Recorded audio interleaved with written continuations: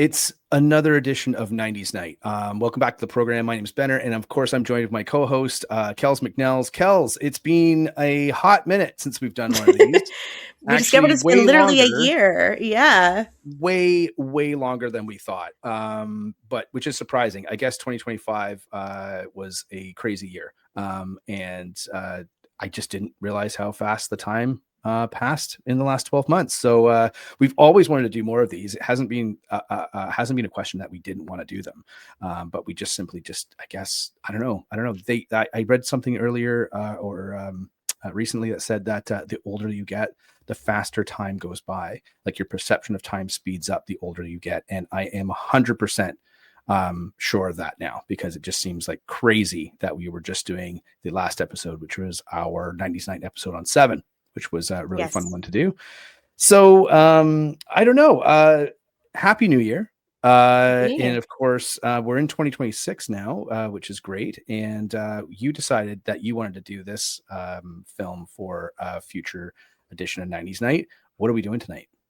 Tonight, we are doing a little movie called The Blair Witch Project. Dun, dun, dun, dun, dun. Awesome. And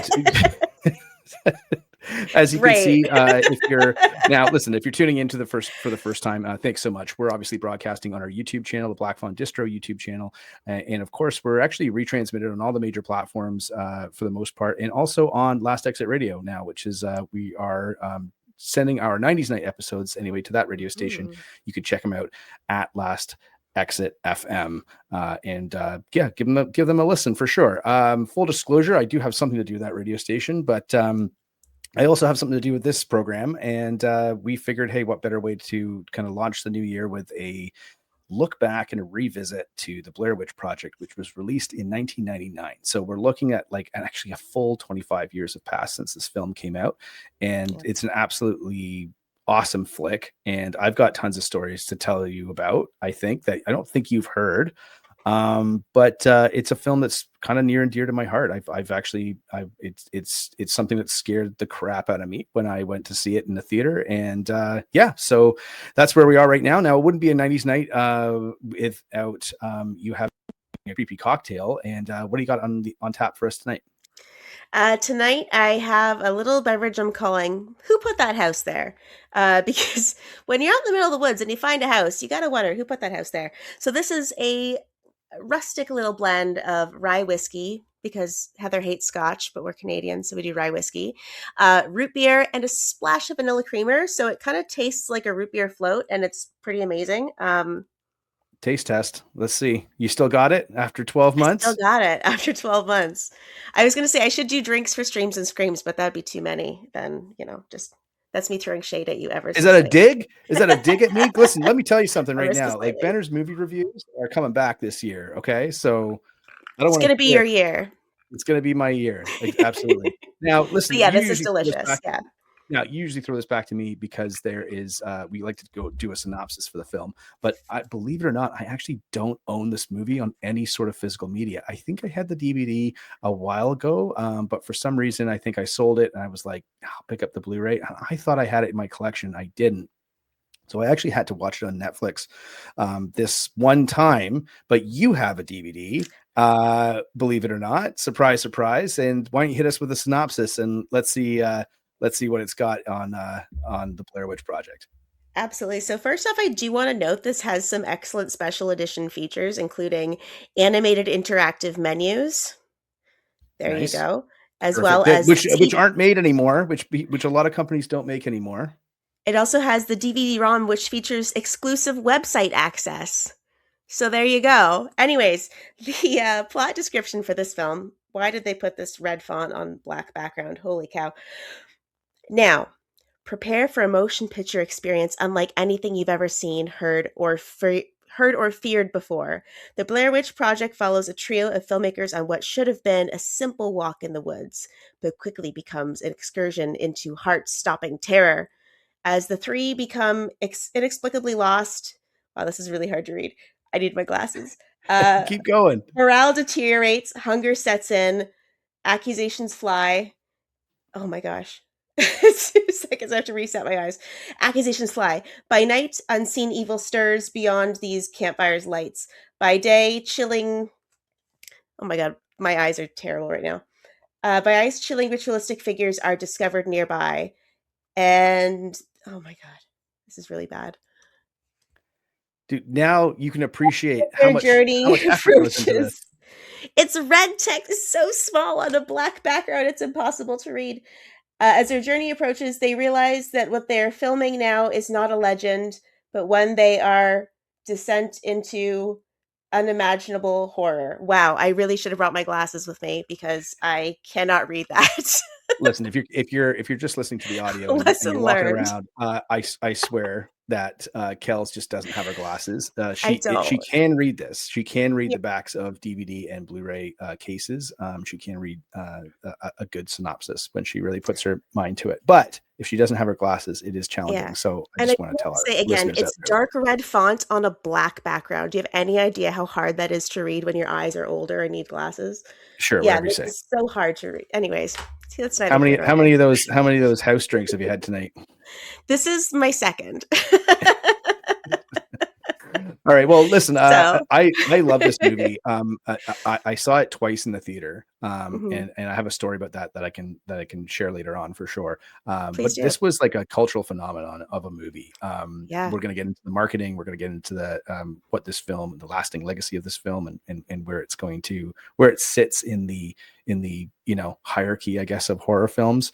But what can you tell us about the production and the initial release of the film and that sort of thing, Kels? Like, what were you able to find out? Yeah, for sure. So this was released by Alliance Atlantis and Artisan Entertainment, theatrically on July 30th, 1999. Production of the film occurred in Maryland at Patapsco Valley State Park, primarily. It was directed by Daniel Myrick and Eduardo Sanchez, written by Daniel Myrick, Eduardo Sanchez, and Heather Donahue has a writing credit as well because a lot of the film was improvised, and stars Heather Donahue, Michael C. Williams, and Joshua Leonard as Heather, Mike, and Josh. So there you go. What can you tell us about the box office for this? Because I think this was again one of those crazy little films where it was just an absolute phenomenon and made a lot more than anyone could have possibly expected it to. Yeah, and these numbers hold up too, as far as like how impressive they are. The domestic box office was 140 million. International box office was an additional 108 million on top of that. So you've got a worldwide box office gross of 248 million, which at the kind of the tail end of the 90s was still international box office was still challenging. It wasn't something that we kind of like studios really rely on or anticipate or just mark down now. It was really something where like it only really occurred if you had this like a big hit of the movie. So first off, that's really, really important to note. The budget was $60,000. Of course, all numbers that we list here are in US. But routinely, I remember this film being marked with the budget being about 25,000 in a lot of interviews and a lot of the press materials and stuff that came out after the film was released did say kind of that the film is around 25,000, but it's probably been it's Marketing probably budget, been maybe? adjusted over the years. But still, either way, if 25,000 or 60,000, you're probably looking in today's dollars. And I looked this up. So in 2026 dollars, you're looking at probably around $50,000 to $120,000 for a budget. So if you kind of look at that and say it's about double what, the dollar in 1999 was double what it is, or dollar now is double what it was in 1999. This film pretty much grossed $500 million worldwide if you adjust for inflation. So that's an insane amount of money. And an insane success story. And of course, you have a couple of things to talk about there as well later on. But the release of the film was a great example of word of mouth, and the film kept adding theaters week over week. So that's something that we don't necessarily see all the time, very rarely nowadays, with the theatrical window shrinking as it is. But essentially, it opened in 27 theaters. It expanded to about 1,100, and then to 2,100, then to 2,400, and it maxed out at 2,538 theaters about a month after its release. It also enjoyed a solid 3-month run at the box office before it dropped on home video, and it dropped on home video like a week before Halloween. So we'll get into the marketing stuff about this, but it is such a cool story, or just such a cool film to kind of dive into the release details of it, because it's simply one of those things that's kind of like, it is lightning in a bottle, and it's just the timing of this release is maybe one of the best. It has one of the best release timings. I don't know if that's even a thing, but the best timing for a release ever. I think this film kind of sort of is up there for sure. It's got a runtime of 1 hour and 21 minutes, so it's a very, very short film. However, that allowed the theaters to have more and more screenings of the film because it was only about 80 minutes. Currently 86% on Rotten Tomatoes with 175 reviews. That's very, very healthy. Super popular film, super influential, and the critical consensus is full of creepy campfire scares. Mock Doc, The Blair Witch Project keeps audiences in the dark about its titular villain, proving once more that imagination can be as scary as anything on screen. Kells, over to you about the marketing for the film. There's a lot to talk about here. We'll try and get through it as fast as we can, but go. For sure. I was also just going to sort of say the fact that it came out in theaters July 30th and then came to home video October 30th essentially is such a crazy turnaround time, because that is like a month and 2 months, essentially 2.5 months before it was out, which is bananas. Anyways, marketing. So when the Blair Witch Project first premiered at the Sundance Film Festival at midnight on January 23rd, 1999, the promotional marketing campaign listed the actors as either missing or deceased. So this was kind of one of the first theatrical features to make use of a large-scale viral marketing campaign, because it essentially claimed that the three main characters had really gone on this trip to shoot a documentary and were really never seen again, save for the footage that they shot, which was found a year after the disappearance.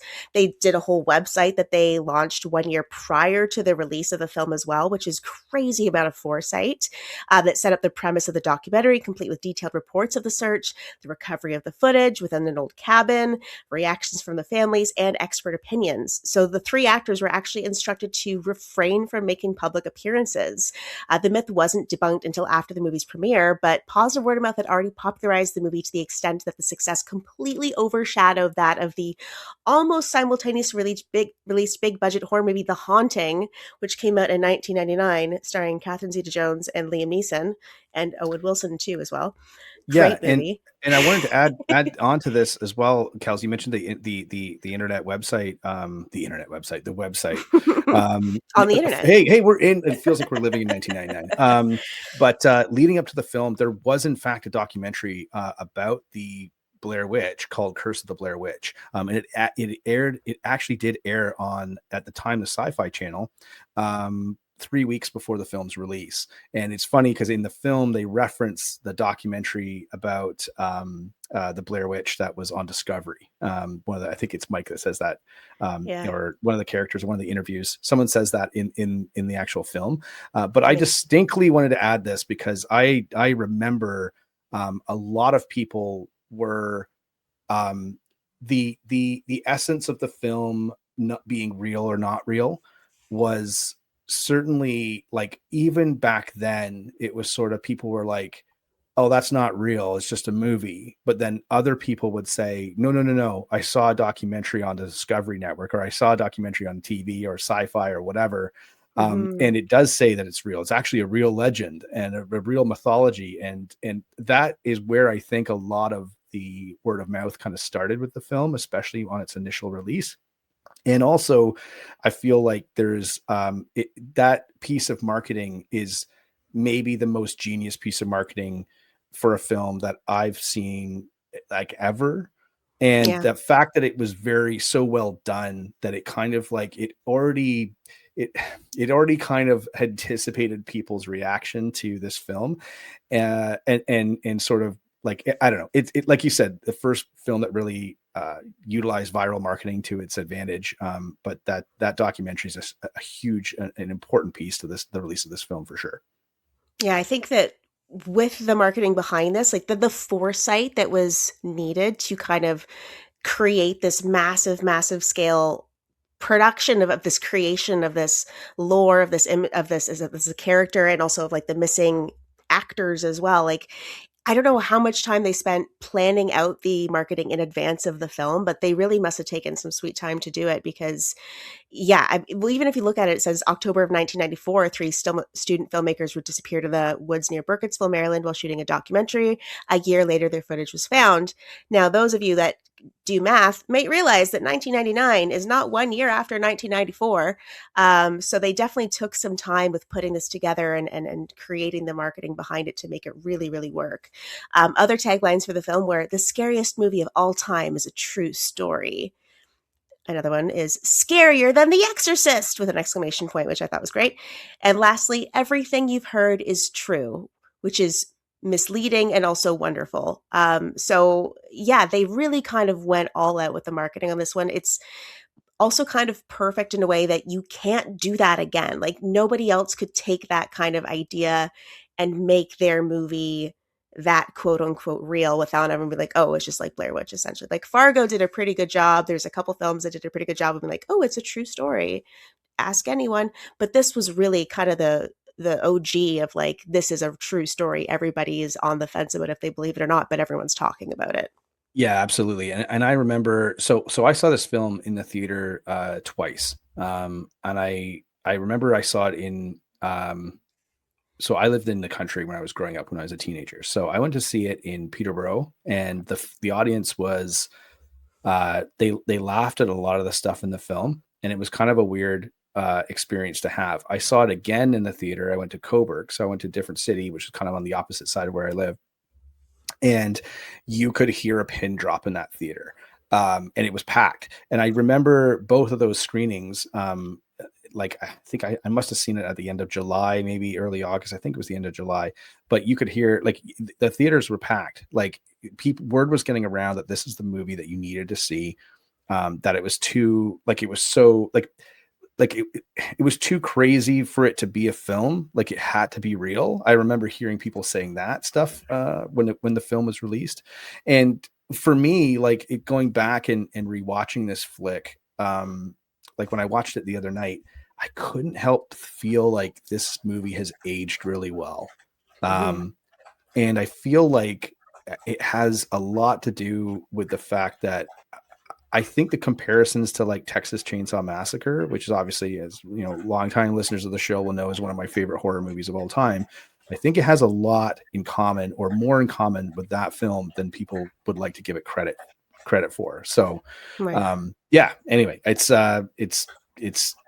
I love the idea that people were infused by this idea that this is a real thing that is in theaters. It's mind boggling to think of now, but it's Mm-hmm. amazing to know that it actually happened. Oh, absolutely. It's really, again, that lightning in a bottle thing of, I think before the internet as we have it today, when the internet was still new enough and innocent enough that you kind of believed anything that you saw on the internet because it was on the internet, and how would it get on the internet if it wasn't real? Right. Nowadays, I feel like we're way more jaded about that. Where if you see something on the internet, you're like, well, that can't be real, can it? Like, is it on Facebook? Okay, then don't believe it. But back then, if it was on the internet, that was someone had to put that there. Why would they put something there that's fake? You have to get publishing on the internet. So that I think was a great way to kind of really market this and use the fact that we all trusted the internet back then. And maybe this was the moment that we all started to have doubts about the internet. Who knows? But it's just kind of a fantastic little lore behind the movie. And I think it was also kind of divisive in a way because some people didn't like the idea that they would get fooled by it. So people would like trash the movie or like talk badly about it just because they didn't like that they were Which fooled or which because I of which the I camera love. work or like, yeah, it's fantastic. But But I think yeah. people just don't like feeling like they were wrong about something. So I feel like a lot of the complaints that come out of it are either related to that or related to the camera work, which is I mean, fair for this is pure speculation too. Like we didn't have enough time to dig this deep into it, but I have, and maybe it's a question for the filmmakers, and I'm not even sure Mhm. they would know, but I have a feeling that this, like nobody really thought that this film was going to be what it was. Yeah. And I think that's kind of when you see, okay, we're going to release this documentary 3 months before the film comes out in July. Back in the 90s, like a 3 month theatrical window was typically usually like that's the shortest that you would see a film that wasn't going straight to video, right? So obviously the Sundance premiere, would have propped it up for sure, got that buzzy word of mouth going before the film's release. But again, like I don't remember seeing stuff about like, there was no online screeners. Like if you wanted to see the film, Mm. you had to go to Utah to see the film.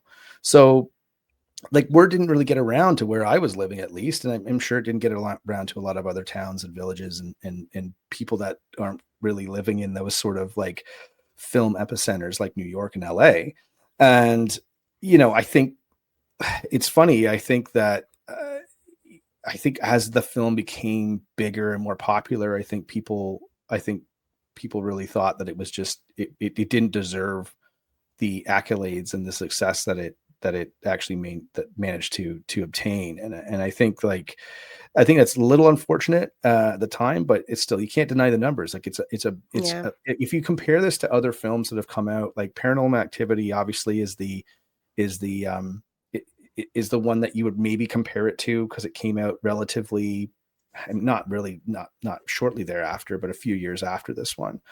Mm. But I feel like this is the first movie. Like, I don't know if it's the first found footage movie. Someone in the comments is going to say no, it's not. But it really felt like this was a new genre that was developed by the release of this film, and that the audience and the word of mouth and like you said, like the internet, the internet, but like the broken telephone of people talking to other people. Like, I read Yeah. this, it was true. Like, I read it, and I think we were at that stage as a, I don't want to say as a society, but like, I think as a population, we were like, well, don't believe everything you read, but if it's in a newspaper, like it's, and like what you Seems were saying, legit. like we weren't jaded by the internet, knowing that everything on the internet, the vast majority of stuff on the internet is fake or whatever. It was really just like, well, if my mom's friend at work read it, Yeah. like it must be true. Like, why would she lie about that? And I Yeah. think it Barbara was, wouldn't lie. How did Barbara hear about Barbara this? wouldn't lie. And I think, like, I just remember this being like a huge thing. And I remember, like, I also do remember, like, I was in high school at the time.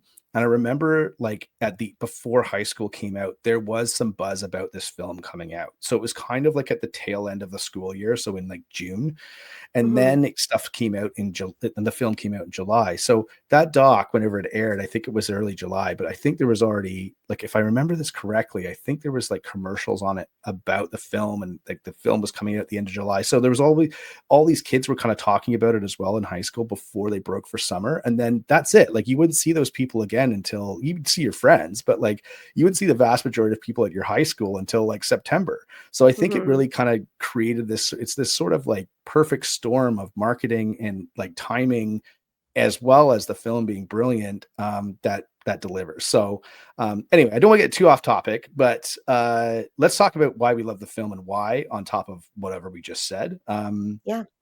What Yeah, do you think? why do we love the film and why? So there's a couple things obviously that we love about the film. For me, I think that one of the great things about this is, like you were saying, it's may not be the first found footage, but this is like a true found footage. The footage was found a year after they went missing. Seems legit, right? And I think that there's something about that that kind of leads to the reality of it. I appreciate that in the film, Josh is the one to go missing, leaving Heather and Mike together, because Heather and Josh were buds at the beginning of the film. They kind of knew each other before, they were students together, and Mike was hired on for the shoot. So Josh kind of being out of there, just being Heather and Mike, really adds to the tension. It helps build that tension, that anger that they have brewing between the two of them. That, like, I wasn't even supposed to be here type of idea of Mike just being very frustrated with his existence at this point because he wasn't supposed to be there. And for me, something that I really love about this, that I kind of thought about as I was recently rewatching it, we don't ever really know for sure that it is a supernatural element to this film. There's several lines of dialogue throughout the film that direct the audience toward the idea that this could all just be some guy screwing around with them. This could not be what it's marketed as. Like, this could be truly someone in the woods just Yeah, messing with them. totally. Like, but Totally. there's Yeah. a lasting supernatural label to it for absolutely no reason, which I think is excellent. There's nothing that makes it seem exclusively supernatural. We're just fed that direction by the title and the interviews at the front of the film. You even hear at the end when they're going towards the house, you hear a man saying, "Follow my voice." at the end of the film. And again, there's nothing in this to lead us towards the decision that this could be a supernatural entity other than, oh, those stick figures are pretty spooky and creative, right? And man, someone must have been sneaking around while they were sleeping. Like there's all this stuff that could have been very easily explained away as like it's just some guy who's just really bored and wants to mess with them for good reason, I think. But I think too, like I always got the sense that like one, you never knew, right? Like so it was Yeah, never which really I fully love. explained. But and I just think like again, runtime. We always talk about how runtime's so important. I think this film, one, it never outstays its welcome, but it Totally. does last enough where you get the precursor interviews at the start about the different folklore legends of what happened and who got killed and et cetera, et cetera. And it's just enough time for you to kind of slightly forget. And Yeah. so by the end of it, you're like, wait a second, is this actually a supernatural entity? Is it a guy, like you said, is it just a crazy guy like that wants to kill a bunch of Mhm. people? Or is it something kind of like some sort of like demonic possession or Yeah. something like that, where it's like, oh, maybe it is people that are killing people, but they're under the influence of what, like and it moves so fast at the end, and especially, I don't know if you can break this film down into acts, but let's say the third act, or at least the last Mhm. like 15 minutes of the film, it just goes bonkers at the end. It moves so Totally. quickly that you almost can't catch up until it's over, and I think that's a huge part of what makes this film successful. Yeah, and I honestly, like, don't get me wrong, I love that we never find out. I love that there's never like a neatly tied up in a bow, this is exactly what happened, this is who's behind all of this. Because I've said this time and time again, and I will continue to say this until the day that I die.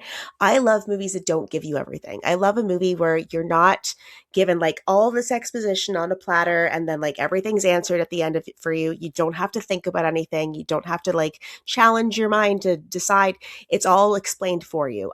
I love a movie where you kind of leave it and you're like, well, I don't really know what happened there. Like, I don't have all the answers. I think those are so much more interesting because they just A, leave you thinking, and B, they make you engage more because they make you kind of pick apart those scenes and pay attention. Be like, well, this happened here and that happened here, but this happened here and that happened here.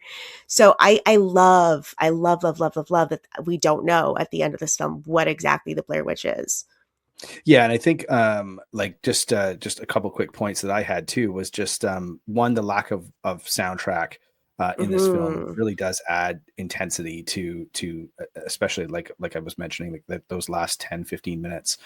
It is unnerving, it's unsettling. You're really drawn into the film. Like I don't actually remember hearing Follow My Voice at the end of the film. So I got to go back and give that another listen for sure. But I it's saw it in the like, subtitles. I was like, ah, haha. Otherwise, I would have heard it. subtitles. Yeah. So, I mean, Subtitles. but again, like it's like this film, I don't know if it has a 4K release. I'd love a 4K release on this. I think you could do some really, really cool stuff with with an audio mix that kind of really pulls into today's technology with what you have as some as the audio in the film as it exists right now, and what you could do to augment that. But I would say too, like the switching of film formats is pretty seamless in the film, as is the switching of cameras to give Yeah. characters to get the characters that are filming actually on screen in front of the camera. I was actually kind of paying attention to that this time, and you sort of you pick up on it initially, because it's very like when they're in the motel room or in the house and stuff, and they're very much like, here, give me the camera, let me film. But then once they're in the woods, it does seem to be just people are just picking up different things.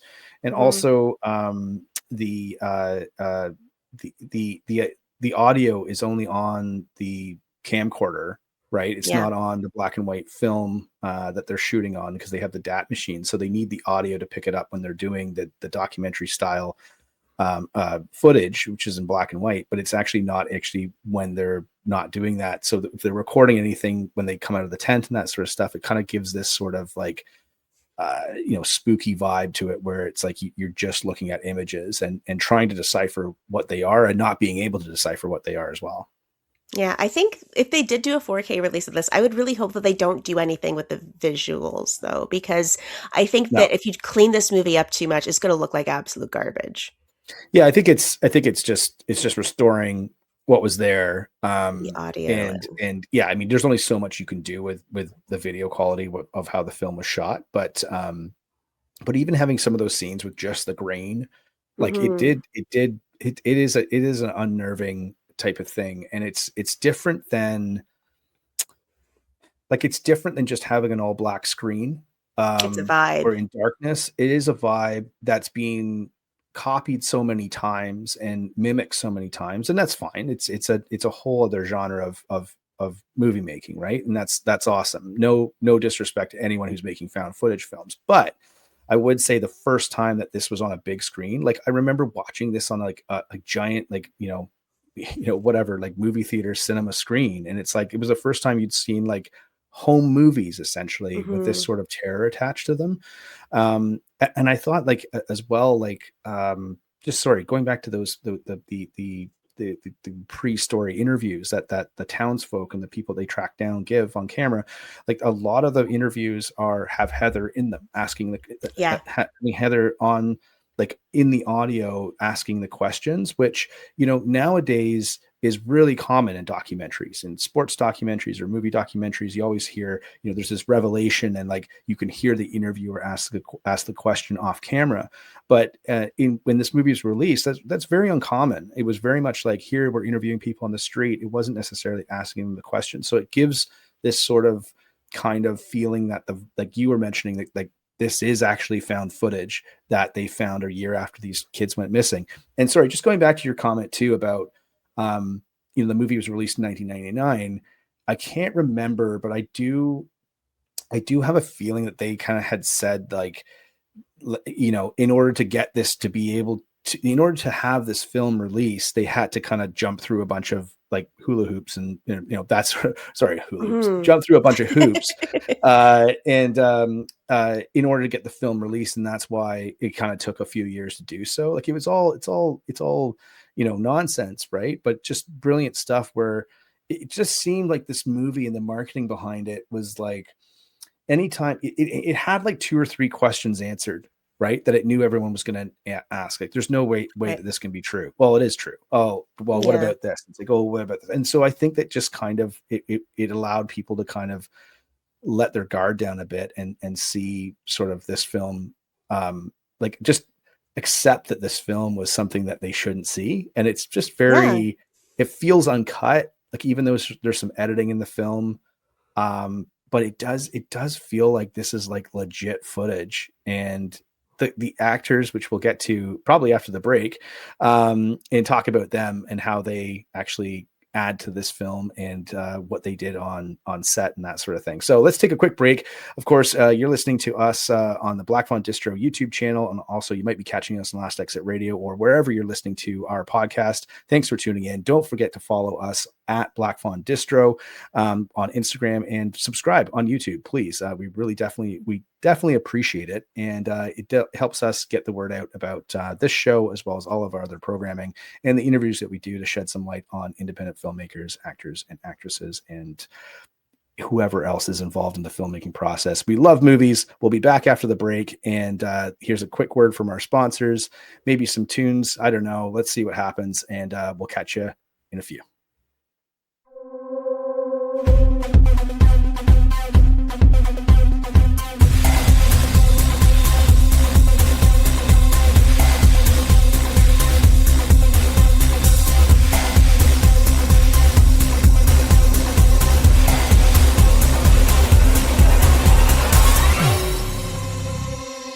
Black Fawn Distro. Movies, merchandise, available now at blackfawndistribution.com. Welcome back to 90s Night. I'm your host, Benner. Of course, I'm joined with my co-host, Kells McNells, and we are discussing the 1999, one of the most revolutionary and maybe most debated films ever released, The Blair Witch Project. The original. Nothing against the sequel or the remake, but we're talking about the original tonight. Kells, fascinating film release, lots of fascinating components going into this film. But of course, the cast, or the lack thereof cast in this film, Mm-hmm. paramount to its success and its believability as maybe the first found footage movie, or the most popular most impressively released found footage movie of all time.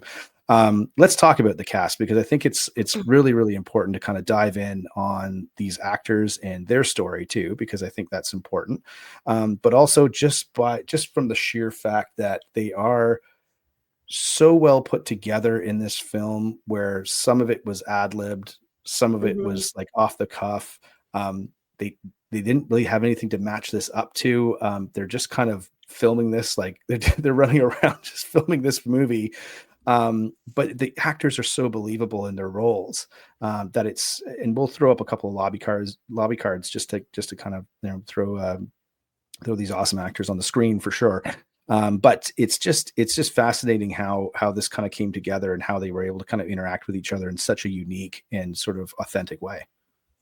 Yeah, I think it's pretty interesting as well, the fact that with this film, part of the reality behind it was that it is, again, not scripted. It's off the cuff. The actors were given like a 35-page outline of the mythology behind the plot before shooting began, but all the lines were improvised and nearly all the events in the film were unknown to the actors beforehand. So they were, a lot of the time, it was surprises to them of what was happening to them during this shooting. They didn't expect this. So a lot of their reactions are genuine. Now, Heather Donahue's mother actually received sympathy cards from people who believed that her daughter was actually dead or missing. And this film, the three leads that are in it, they agreed to stay in character for the entire 8 days of filming. So if an actor had to break from character, the remaining two actors also had to break from character, but only after they collectively recited the safety word, which was taco. But to promote discord between the actors, the directors deliberately gave them less food each day of shooting. So a lot of the discord, a lot of the frustration is real. A lot of the fear is real because they did not expect this stuff to happen. They didn't know what was going on. Now, I do have to say that, and I'll talk about this a little bit later as well, that with the film's success, Heather Donahue, she basically retired from acting, I think, shortly after this. I think she did maybe one or two other films, but the response that she got from people, and I think the other two gentlemen as well, was so negative. There's such like negative blowback from people when she met them, and like, you did this fake project, that she ended up changing her name, went into, I think she has a cannabis dispensary or grow company or something like that, works in the field, and just said, I'm not going back to acting. I'm not going back to film, because like that was such a kind of a bad experience for them, essentially. Which is like mental if you really think Yeah. about it. Like, it's insane that would happen in films. Like nowadays, like I don't know if you'd ever hear about that, or if that would actually ever happen on for a successful film. I think it goes back to what you Mhm. were saying about, how, maybe people felt like a bit duped by the whole Yeah. process. But I love the fact that this film wasn't made for anything. Like, it's a great idea. Um, like talking just, I, I think that the actors at the end of, like, how do I put this? The ending still rips. It's Yeah. awesome. And it's so Terrifying. good. I get chills every time I watch it. And it is so fantastic. I want to talk about how they shot the endings as well, because there are a few alternate endings. I do believe they're on the DVD, or at least the Blu-ray. But even watching those, it's like I still get chills every time I watch it. Part of that too, and when I kind of watch this, I mean, Heather Donahue is amazing in this film. No discredit to the other guys; they hold their own. They're great. I think they're kind of held down by maybe the script not being totally fleshed out and just relying on their just them to kind of spitball as they go. But I feel like Heather, she just brings such a natural like like for instance, like when she's doing the actual documentary stuff, right?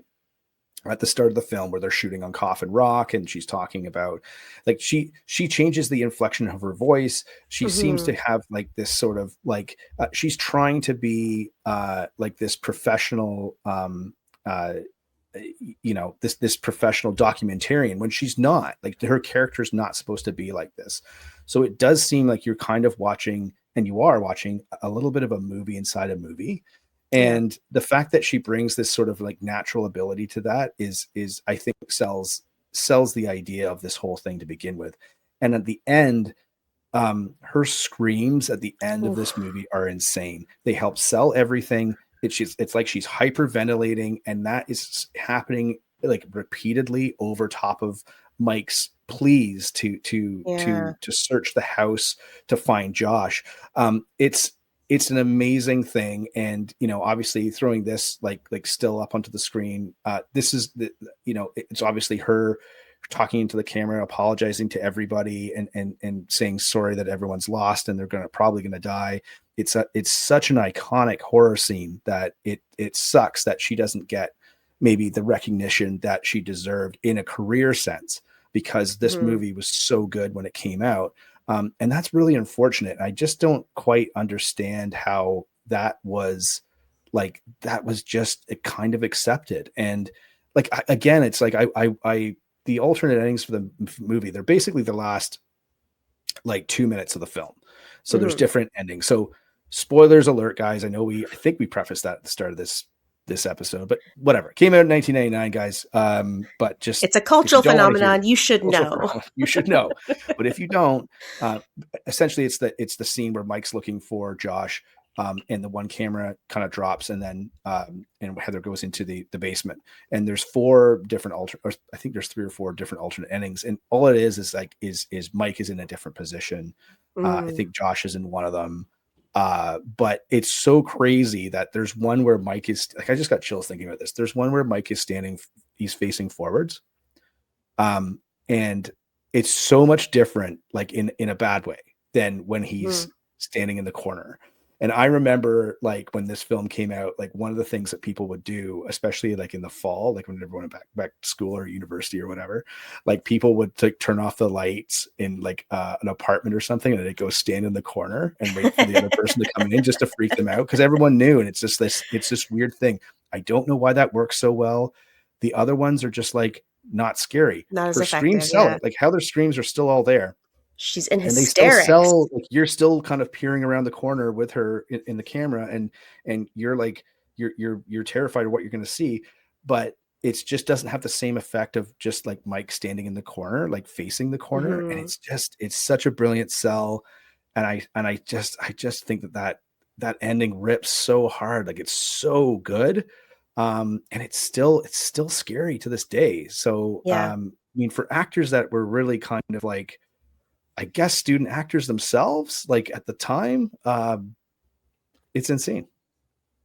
Yeah, I think the audio of the ending pairs with the video so well because it's so chaotic and layered. Like you hear Mike and then it'll cut to like Heather's camera, so you hear her in the forefront, you hear him in the background. The way that the audio jumps around between the two characters and like who you're kind of following in that moment is also very disorienting and adds to the terror in a really spectacular way. And again, Heather's hysterics are like they still like bring chills through my spine when I think of them because she's so genuine in that horror. And there's something about it also too, like forgot to mention this earlier, but when Josh first goes missing and you hear him screaming off in the woods in the Yeah, background somewhere, totally. there's something so haunting about that as well. And I think that one of the things that the Blair Witch Project does especially well is they utilize the terror and the trauma and the horror of a good scream. Because you hear the scream Mhm. queens, you hear the slashers of this person's dead, but the screams are so genuine and so blood-curdlingly honest and sincere, that I think it kind of tickles and like flares something like primal inside of you, that like that caveman brain, like fight or flight or freeze of like something's wrong, I don't like this, and it works so well, and the audio design on this whole thing is spectacular. It does remind me also the last little bit in the end kind of reminds me of Silence of the Lambs for what I feel are obvious reasons too, which again, another example of when you have that sort of moving through in the dark that is so effective.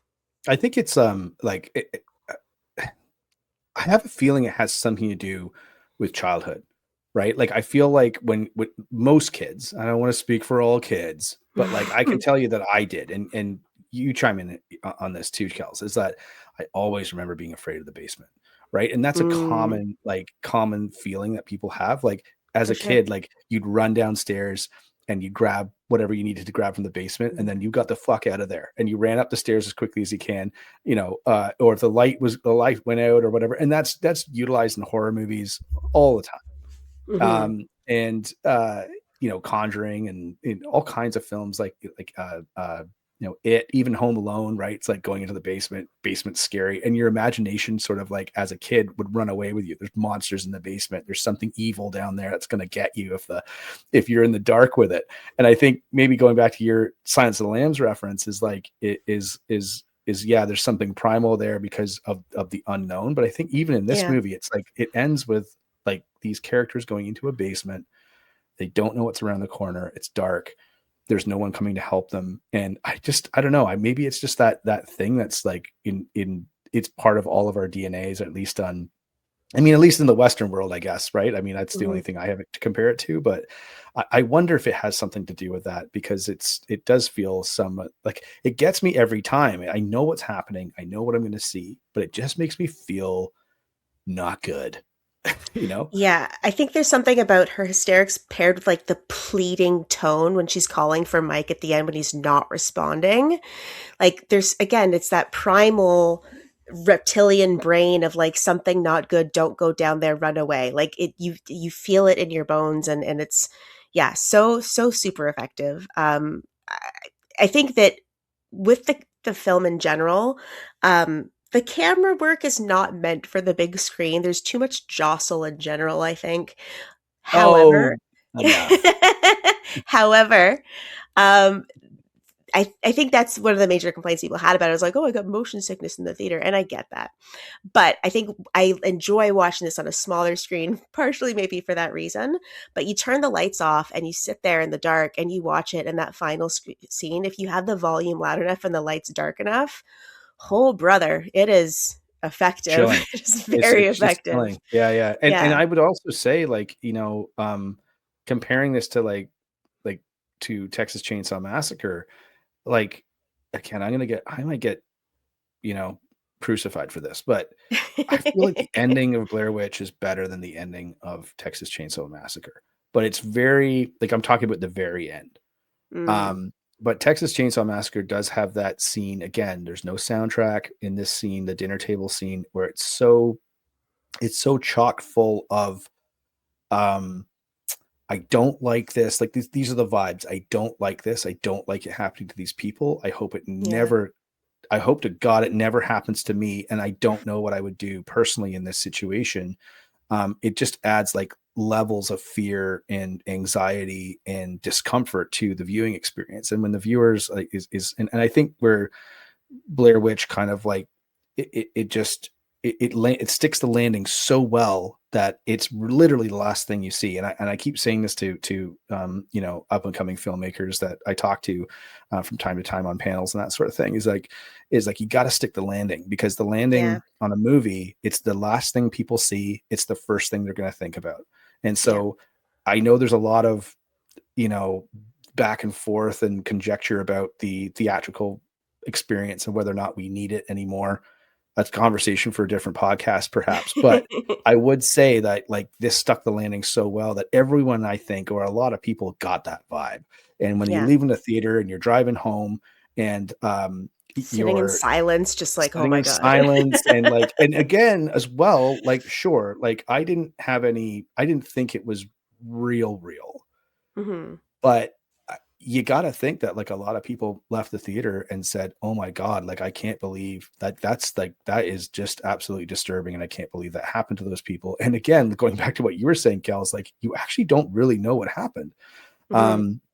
Which makes it even more disconcerting when you're sort of trying to process it. And I think that probably happened to a lot of people where they did feel it was something, maybe that's why it has that supernatural tag still associated with to this day, right? Maybe. Do you want to talk about quotes, or do you want to get in some grouches, grumps, gripes, and grievances? Let's talk about some quotes first, because I think like Alrighty. one, it was funny. So for longtime listeners out there, you guys know that we myself and Kells, we pick our favorite quotes. We typically don't tell each other what they are before we get on the program, but this time we take a quick look to make sure we don't double up. We actually doubled up on a couple of these.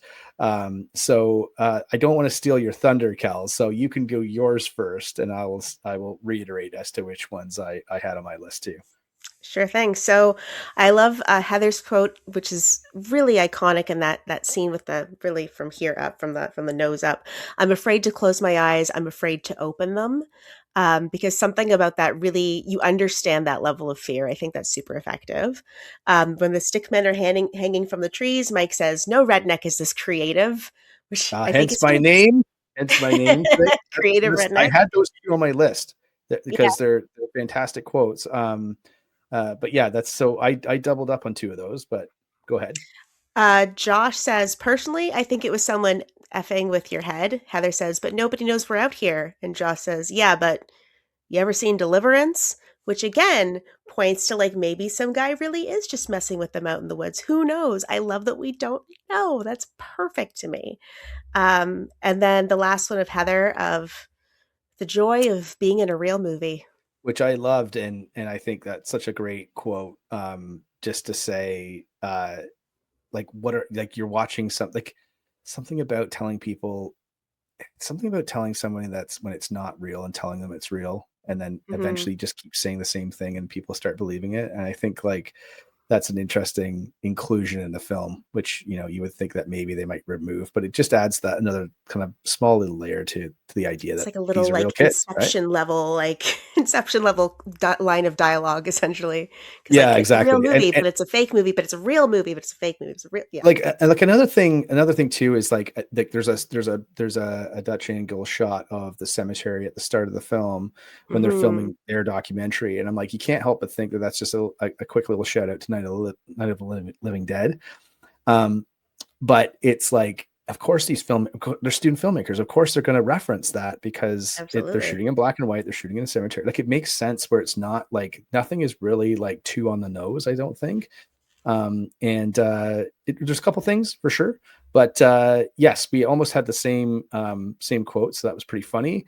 And let's move on to our long touted segment short touted segment. We just developed this whenever we did it, the last one, but Yeah. it's called Grouches, Grumps, Gripes, and Grievances, which is basically the stuff that we hated about the movie or didn't like about the movie or had issues with the movie.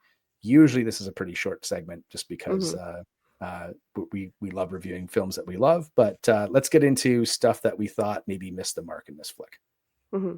Well, my main gripe, and grievance is not even so much related to like the film itself, but so despite the film's success, the lead three actors didn't actually receive any financial acknowledgement of or share in the movie's runaway success. So when the box office grosses first reached over $100 million, Artisan Entertainment sent the actors a fruit basket to commemorate the milestone as opposed to, Allegedly, a right? check, So allegedly. yeah. So when they got the fruit basket, allegedly, that was their first real understanding that they were going to be cut out of the movie's successes. So in 2000, they sued Artisan Entertainment claiming unfair compensation and eventually reached a $300,000 settlement. And for reference, Artisan acquired the however many $248 million grossing movie for $1.1 million, by the way. So just putting that in perspective. Side note to anyone working on a movie, make sure your contract is tight and that you have some share in a success if it does well, because otherwise this can happen to you. And that's Yeah, my and quote. it's interesting too because I don't know how the marketing broke down for this film because technically for anyone who's just curious is that usually your box office like your film is, let's say your film's $10 million, right? And your marketing is probably going to be double that or triple that, right? So you're going to have an extra 10 million or $20 million on top of that. So if your film is 10 million, let's say it costs $30 million to release, your film does $100 million, you're at the box office, the studio or whoever's releasing the film is probably only going to get about 40 to 50% of that after the theaters take their cut, right? So $100 million film, you're getting about 50 million back. If it costs 30 million to release, then you're getting a tidy profit of 20 million, like just some rough numbers, right? So for this film though, it's like, I remember like Get Out was another example of something that kind of just was a runaway success, right?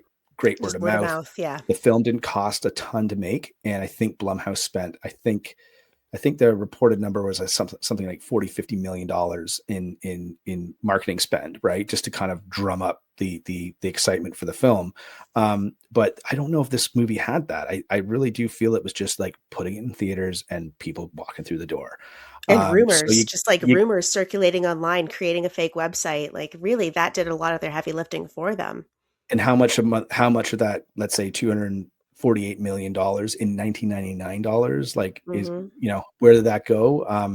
Yeah, it's unfortunate that the casting and the filmmakers didn't receive more than that, because I feel like, I don't know if this could have been a franchise. I think the They lukewarm did make a reception to the sequel. sequel.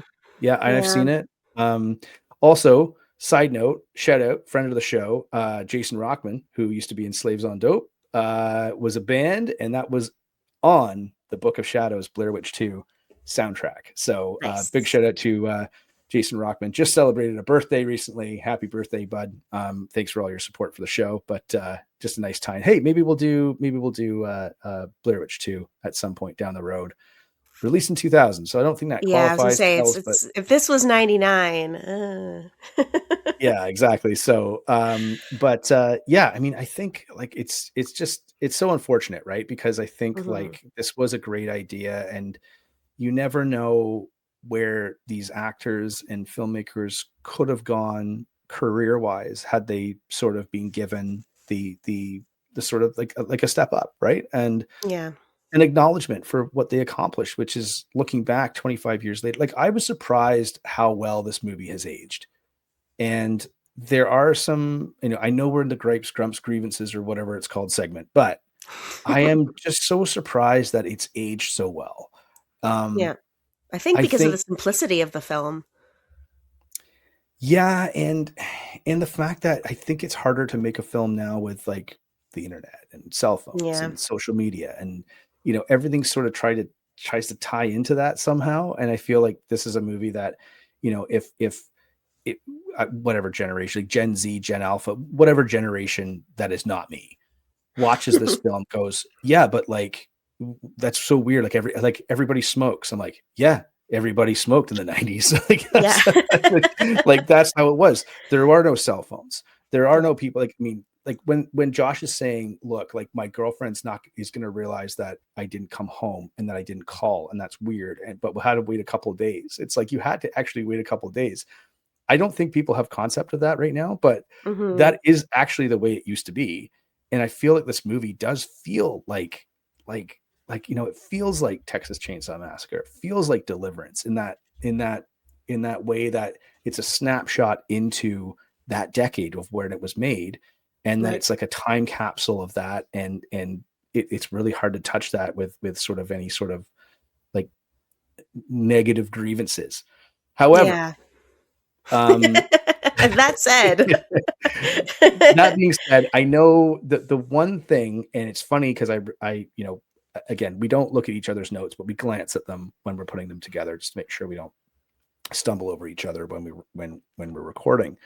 But you had mentioned, you had said the one plot point which is a little bit wonky is when Mike kicks the map into the creek. Hmm. And I agree with you 100%. And I remember when I watched the film for the first time, I was just like, that was the first one where I was like, I don't know. Like, would you do Poor that? decision. Yeah.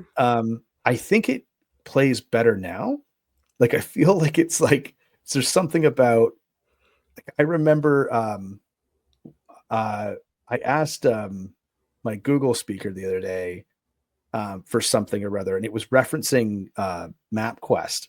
Like, it said, according to MapQuest, this is, And you're like, and I what? was like, MapQuest, like, and it's like, even like I joke around with friends of mine, like I distinctly remember like working with bands back in the day, and if we were going from like on a small tour or whatever, everyone would print out, like someone would print out the directions on like from a printer, and it would be like, this is from MapQuest. And sometimes, most of the time they were pretty okay, but sometimes Yeah. they were wrong, and you'd end up somewhere else, which is Or if you when I miss a watched. turn and you're like, where do I go now? Yeah. Right. And it's like, that's when I like, when I watch movies like Green Room, for instance, like I'm like, Hmm.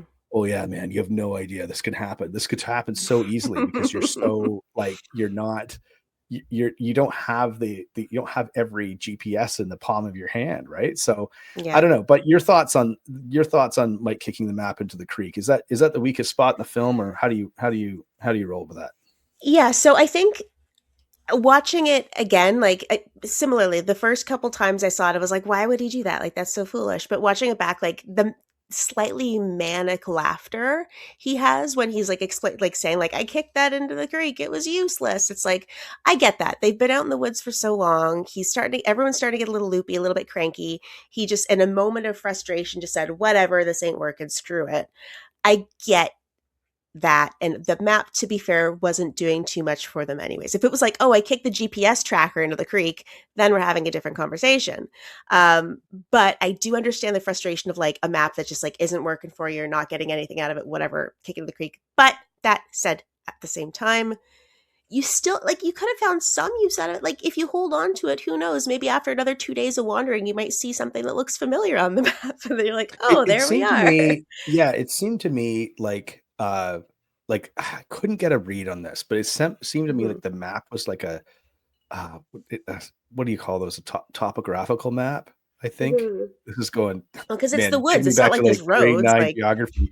Yeah, it's not an actual like it doesn't have roadways or whatever. I think Yeah. it becomes pretty clear that like, I feel that it was kind of probably an editing choice where they were like, we have this now, we have to use it in this situation or not, and we have to put it in because they have to lose the Mhm. map.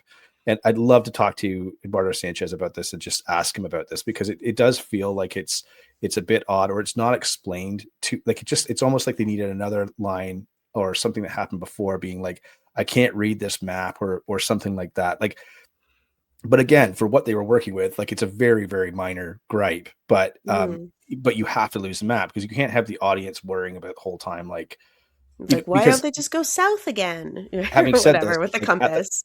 right, right. So at the time it happens, you're like, well, why would he do that? But if you Mhm. didn't have him do that the whole time, you'd be like, well, why wouldn't you just use the map? I think the compass thing comes in. I couldn't remember if they had a compass when I started rewatching the movie. I assume they Same. did, but I couldn't remember. And They do, then yeah. and then they say they do, and they're just simply going around in a circle. Whether or not that is them not being able to get out, or if it's supernatural powers or a presence at hand, you obviously never find out. But there is something that like the tools at their disposal become useless, and I just feel Yeah. like had it been pushed into later on in the film a little bit, I think um, I don't know if it would have worked because I think that's when Mike as an actor, like his performance is sort of challenged with that plot point. Mhm. However, I think enough time passes in the film that by the end of it, you're right on board with you forget about that, right? So Yeah. it's not Doesn't influenced. matter. You're not remembering it or trying to put it together while you see this sort of like really chilling finale happen. Yeah. It's really it's so it's it maybe it's in the perfect place and it's just something we got to deal with, I guess. But Well, also, as a side note with the compass, scientifically, it is possible that depending on where they were geographically, there can be certain things that kind of I keep knocking my mic, that cause your compass to kind of go a little bit wonky because of magnetic poles, blah blah blah blah. Science. There's reasons that can happen sometimes. ghosts. Ghosts and science. They're one and the same. Uh Ghosts is just science we don't understand. So yeah, so I do I get that like the map may seem completely useless because the compass isn't completely working because of XYZ reason. And so I get why he did it, but similarly I get why they did it because they have to for the plot. Um, but when you're watching it, you're like, what an idiot. So yeah, I get it. Yeah, I think it's again, I think I think props to Josh too. I mean, I think his performance is really good at and I would say as well there's something about, and maybe you can speak to this a little bit, Kels, but there is something about this film where they are all friends and they're not like there's nothing like they're going a bit loopy, they're not, but there's nothing threatening about the three main characters to each other. Like they're frustrated, they're hungry, they're cold, but they're still, they realize that they're kind of in it together. And it's Yeah. not like it never once in the film do you feel so for instance, when Josh goes missing, you never feel like, oh, he's the guy behind everything. And Mhm. he's sort of like you never feel that. You feel like they've lost their friend and they're scared. The bundle that gets, I actually had forgotten about this too. Like the bundle that gets Yeah. left out outside of the out of the tent. Tent. Still, again, when I watched it this time, same as when I watched it in the theater, I was just like, what is that? What's in there? And then you kind of get a sense as to what it looks like. A tongue. I thought it was a tongue. I could be wrong. It's a Don't tooth know. and a finger, I think. Is it? Okay. I So think so, yeah.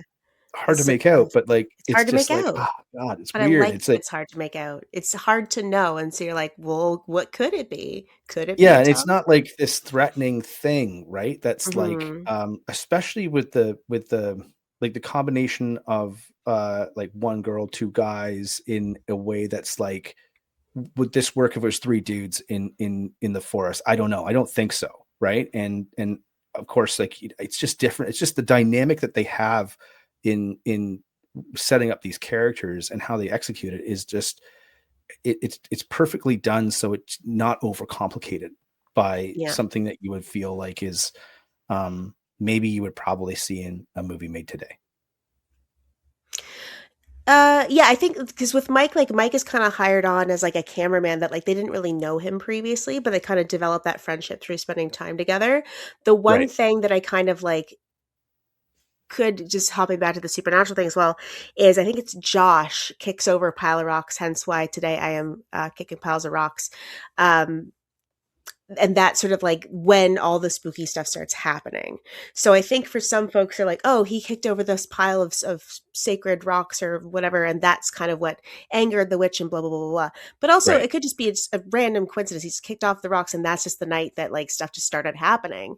So I do also kind of love that there's not really any clear like there's kind of a clear starting point but like not really and the relationship between Josh, Mike, and Heather as well, like you said, like they're buds. There's kind of a power dynamic there as well because she's kind of hired them on to work on her project. This is her movie that she's doing, so they have like a lot of frustration with her, and that kind of I think initially they had planned it to be three men in the woods together, but then they had Heather audition and they're like, oh, she's this is going to be so much better if we get her in on this because Yeah. A, she's incredible, and B, again, it adds like a whole different layer to it that like they didn't really they wouldn't be able to tap into quite as well if they had another person in that lead role. So, yeah.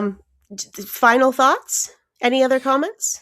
Yeah. I mean, I just I think that it's personally, I think it's a spiritual sequel to Texas Chainsaw Massacre, right? And it's kind of fitting because the same amount of time has passes between those two films, the making of both of those films, then from 1999 to now.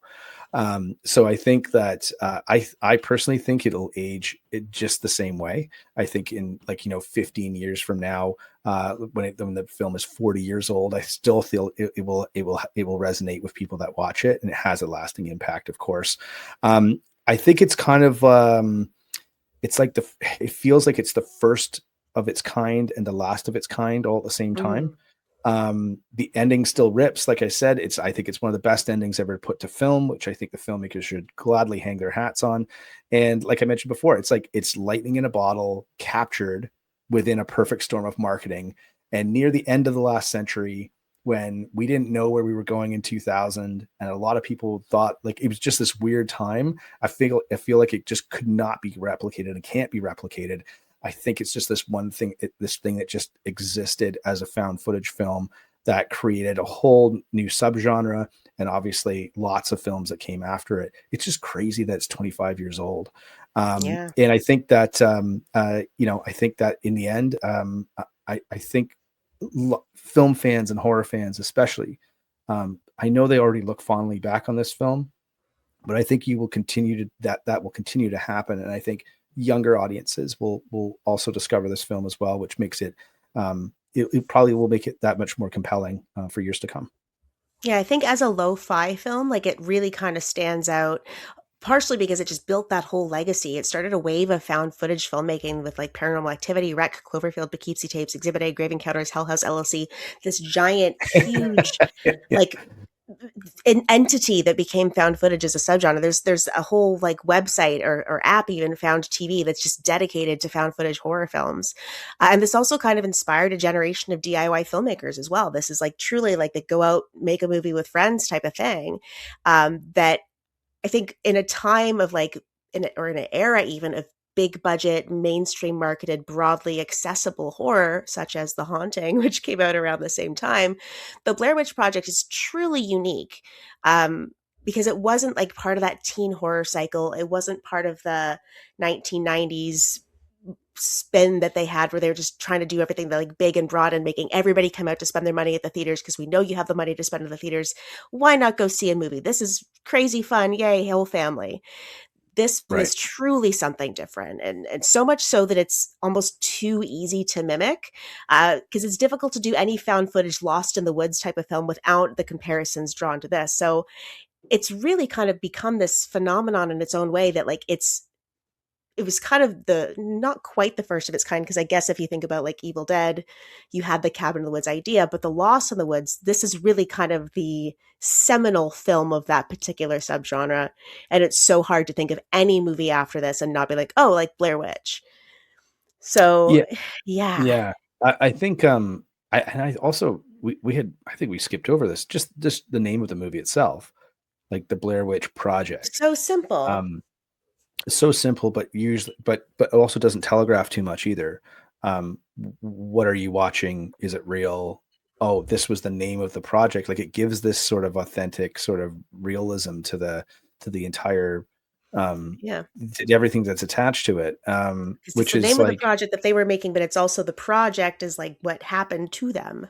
sometimes I would say, like, studios just got to let people make a flick, and Hmm. it's, some of them are going to turn out, some of them are not going to turn out, but every now and again you get something that's pretty brilliant because you've just trusted in the process and just made sure that people have the ability to try things, try new things. And Yeah. I think, again, I mean, I think there's a lot of horror films that if you had a list, and again, sorry, just to go back to saying like it's the first of its kind, last of its kind, like I feel like when people say, well, here's my top 20 horror films of all time, here's my top 50 or whatever it is, right? I think that this movie sort of gets left out of that list. Like it's not considered in Hmm. the same breath as, let's say, I can certainly tell you it's not considered in the same breath as Hereditary is. Like Yeah. Hereditary is it's at the top of people's list. The Like Shining that is and The another one. Exorcist and The Shining. Yeah, Yeah, exactly. Yeah. right, exactly. So you're like, like, are they the best horror films of all time? Probably the most impactful. And but is it your favorite horror film of all time? Debatable. So I just feel like this movie is like, and sorry, what I mean by that is, like, it's not the film that you go to all the time, but you definitely hold it in high regard because of its impact and the way it was made. I For think this sure. film kind of gets lost in the shuffle a little bit because there's so many replications of this idea and the found footage phenomenon that came afterwards, that, like, it's even when you look at, let's say, the Blair Witch Project, and then you look at Paranormal Activity, or Hmm. maybe the Conjuring universe, like they're not too far apart, right? And yet there's these massive franchises that were able to be very, very successful from, again, probably simple concepts, but that resonated with audiences, in not just North America or Canada, but just worldwide. And I think this Hmm. film just kind of gets maybe left off a few of those lists because of the budget or whatever.